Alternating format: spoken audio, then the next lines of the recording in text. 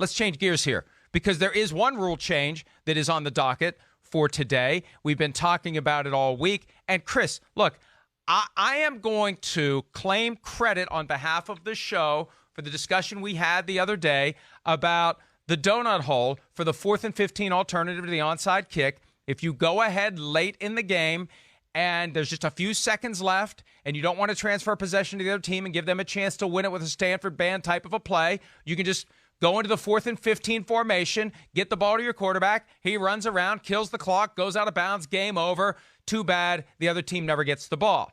And we identified that's not fair. So you either have to be trailing to use the 4th and 15 alternative, or it needs to be an untimed down. Well, the proposal has been clarified / amended / revised / flat out changed to make it an untimed down. That was something you suggested. And again, barring any evidence to the contrary, we're claiming credit for them realizing that that was going to be a huge mistake if they didn't have that caveat in there. Well, hopefully, listen, this is what shows like this are for. We are here to inform a little bit. We do follow the league like two psychos, and we're constantly texting each other and on group text chains, and we talk and think about football all day long. So hopefully we did help somebody out. I really do hope so. I mean, again, it made no sense that first time around. You're right. You know, a lot of teams, I think, you get the ball there, they're going to take it and go, oh, okay, well, we'll do what Patrick Mahomes did at the end of the Super Bowl, throw the ball right up in the air. Here's the other thing, Mike, I want to ask you about, because I'm glad they fixed that with the untimed down.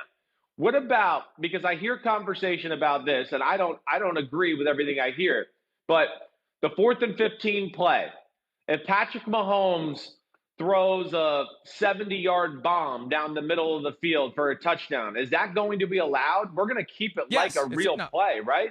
It's a play. Good. It's a play. Yes. The idea of saying, oh, okay, you made it past the 15 yards, you get the ball 15 yards from the play started. No, that's not even a consideration. That's not even a discussion.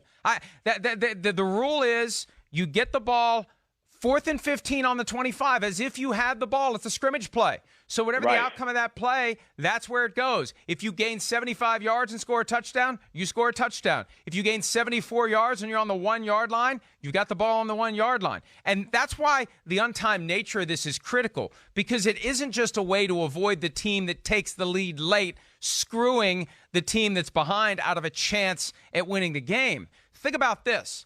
If you're trailing, and you have no timeouts, right? Right. And let's and here we go. Let me give you the first example I thought of yesterday when the untimed down was officially added to the rule. You're down by 10 points. You score a touchdown with 1 second left on the clock.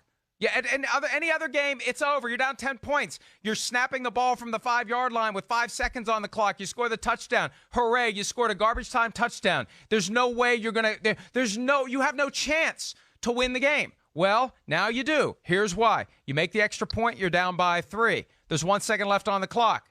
You do the 4th and 15 play. It's an untimed down. You started on your 25. 25-yard gain gets you to the 50. 35-yard gain gets you to the 40. If you got one of these field goal kickers with a big leg that can make a 57-yarder, you only have to gain 35 yards on the untimed down, and you get the ball on the other team's 40, and you don't have to worry about timeouts or spiking the ball or anything like that. You could throw it right down the middle of the field, and you get it to the 40-yard line, and you come out and you kick the field goal, and you force overtime. You score 10 points in 5 seconds.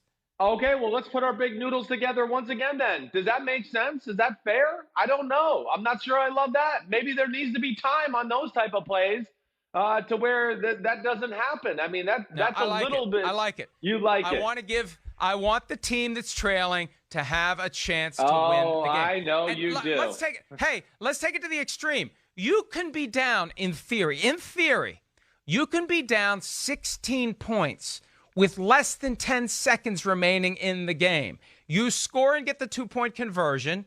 And even if there's only 1 second left, only 1 second, you do the 4th and 15 play.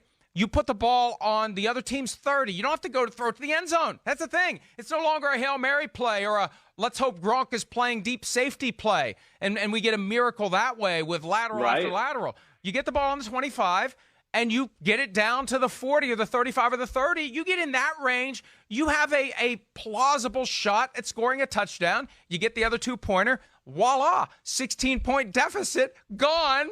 in less than 10 seconds of clock time. I love it. Okay. I love it. I know you love Keep these it. games I don't know close why. as long as you can. Why? I mean, one team dominated and was up by 16. 159 Didn't dominate enough. Well, see, Didn't dominate enough. This is where we need to talk about this, okay? Because then, just like we talk about the team with the lead, now they're going to kick off and maybe they can waste time. Okay, we're going to make it an untimed down. I'm not so sure that's right either, what we're talking about. Okay, a team's down by 16. They score a touchdown. There's 1 second left on the clock. We're going to give them a free play, no time to get 45, 50 yards? But they still have to do it. I mean, if your defense is going to collapse to the extent that you allow a team to cover 75 yards in 2 snaps, one that is untimed and one that is, you deserve to lose, right? If you're that good, you're not going to surrender 75 yards of field position in 1 second. You're not going to do that. So I think there's a fairness to it. There's an equity to it. And the goal is to keep the games close as long as they can. We don't want people checking out of the games at any time. I know. We don't. Everybody needs a blue ribbon. Everybody needs one. Good job. You stayed close. It was a close game. Listen. But the point is, if your defense is that good, if your team is that good, you are not going to use your term, crap down your leg in the final seconds of the game. You got to finish the job, right? Put them away.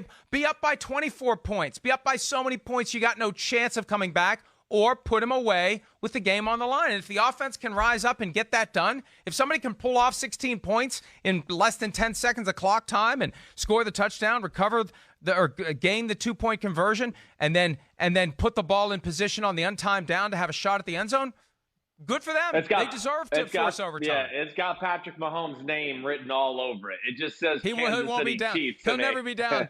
He'll never be down 16 points with 10 seconds He'll be on the left. other side hoping his defense makes a play, I guess. Yeah. Hi, I'm Mike Tirico, and thanks for watching. Make sure to hit subscribe for the latest news and highlights from NBC Sports.